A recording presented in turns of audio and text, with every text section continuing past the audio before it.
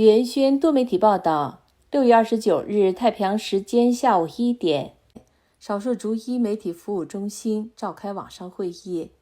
会议的主题是年长者在新冠疫情中仍然属于高危人群，加强针剂、家庭看护者、护理中心是最有效的措施。尽管大部分年长者死亡人数的增加是缘由于奥密克戎病毒的急增，但依然有绝大部分的年长者仍然还没有打疫苗加强针剂。年龄在65岁或更年长的人群，只有 29.5% 是完全打过第一及第二疫苗加强针剂的。会议主讲人讨论了让年长者能够完全接种加强疫苗针剂的挑战，加强针剂对年长者对抗病毒变异株的功效，被隔离人群可取得疫苗的问题，以及持续开展公共教育活动，以打击自满情绪和虚假信息的必要性。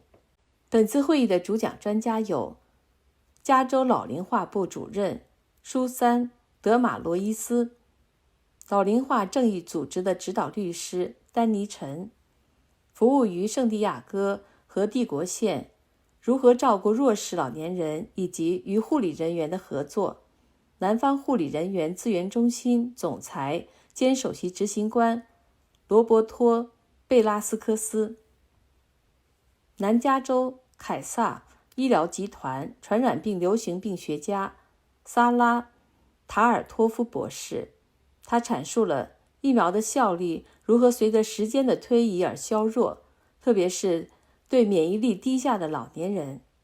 上升，我们在免疫力下降的人当中看到，这个保护力最开始是很高的，但是很快在第3针之后就下降了，这一点非常的重要，所以我们就需要推广加强这种加强针的宣传。纽约时报的文章的内容表明，而这是情况可以看到说在老年人当中会更脆弱，因为老年人更有可能随着年老免疫力会更加低下，这些免疫力低下的人群就更容易面临更严重的后果，所以这一点非常重要，对于他们来说加强针非常重要。我想再讲一点，有一点很多人忽略，就是人们的 CDC 的推荐建议一直在变，很难去追踪比如说什么时候要打加强针，打什么加强针。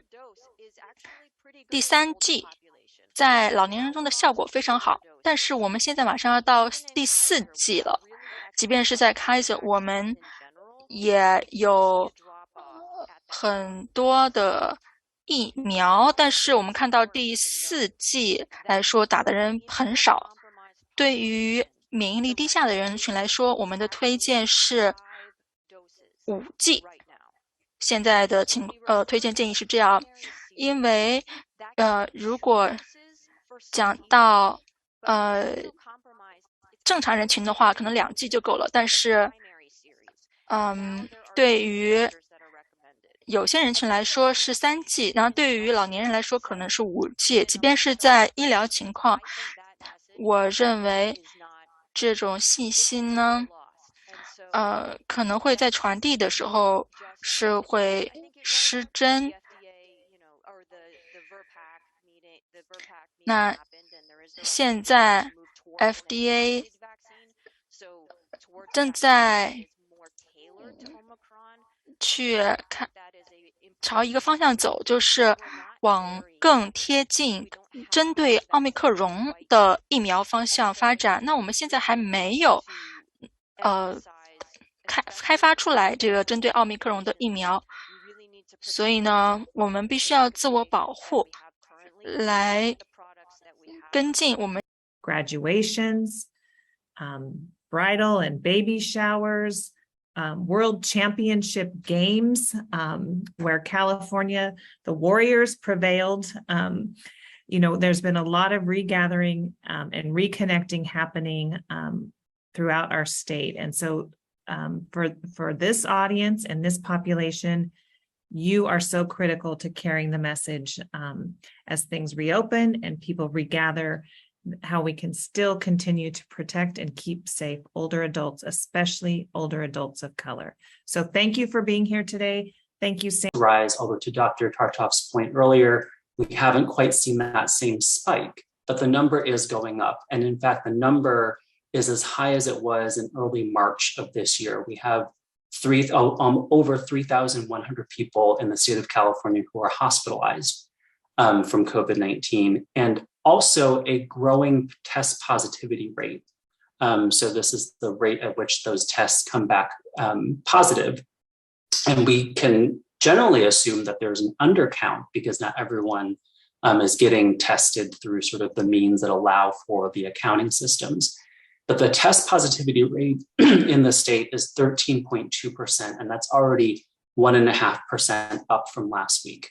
So we see those numbers continuing to climb, perhaps not spike, but it is very clear that we are still in a pandemic, even if your outside surroundings, people gathering, your daily life might suggest that the pandemic may be over. I also wanted to point out some signs of progress.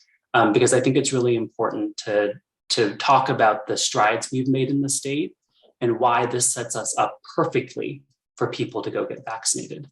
So at the very beginning, if you think back to December 2020, when we were all beginning this vaccination adventure together, we didn't have a whole lot of things set up. But now we have systems that are set up for older adults to get vaccinated and people to get vaccinated relatively easily. There are ways for people to get vaccinated at home. Those weren't always clear or easily available at the beginning of the pandemic. Also, there are ways to sign up for a vaccine if you don't have the internet or if you don't have a cell phone. Again, all those things didn't always exist when we first started this work. We also have plenty of vaccine. There were times where we had a vaccine shortage or scarcity and had to make hard decisions about who would get what.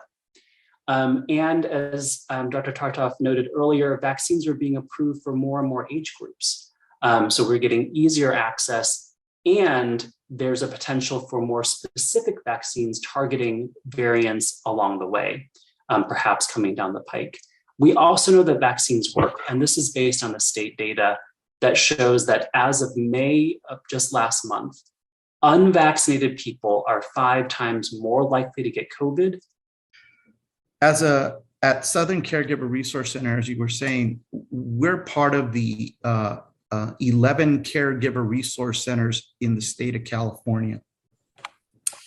And if you are a family caregiver, for example, of somebody with Alzheimer's or Parkinson's, or just a frail older adult with some cognitive impairment, all you have to do is go to caregivercalifornia.org and enter a zip code or go on to the interactive map, and it'll tell you what caregiver resource center would respond to your needs as a family caregiver.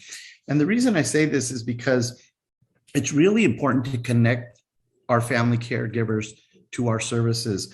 One of the things, and I'm looking at our most complete fiscal year of data, 2021, just so you all get an idea of the profile of the family caregivers that we serve. Approximately 48% of our family caregivers are between the age of 45 to 64. So they're adult children taking care of parents. 36% are 65 to 84, which means most of those are spouses.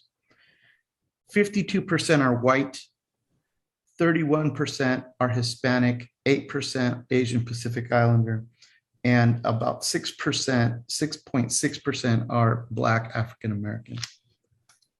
And again, 51% adult children, and about 35% are spouses.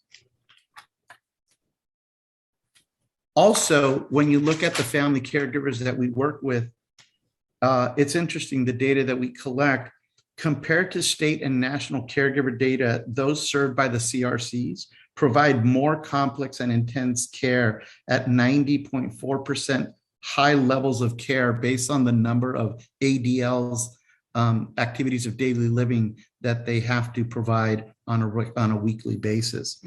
78% assist with at least one medical and nursing task. These are caregivers, family caregivers taking care of their loved ones at home. 72.8% spent more than 40 hours a week on caregiving. And the national data, it's roughly about 28 average a week. 70% received no paid help, and over 30% reported fair and poor health. 35% reported worsening health, and approximately 20%